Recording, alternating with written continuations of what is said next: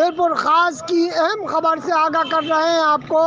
Pakistan Tehreek Insaf district Mirpur खास का महंगाई के खिलाफ एहतजाज।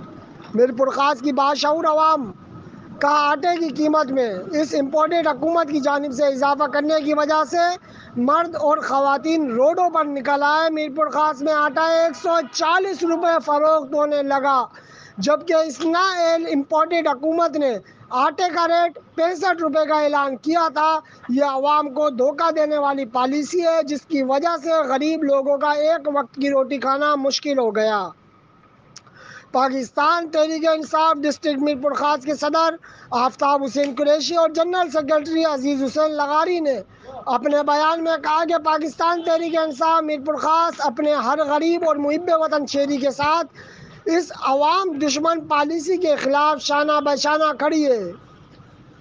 वीमेन विंग की सेक्रेटरी वीमेन विंग कमल एजाज रंधावा, शबाना रिंद, शुमाइला अशफाक, परवीन पंवर, आसिया लतीफ़ भी इस एहतजाज में शामिल थी। मुफ्ती रिजवान अहमद राजपूत, आज़ाद रियासत न्यूज़, मीरपुर खास।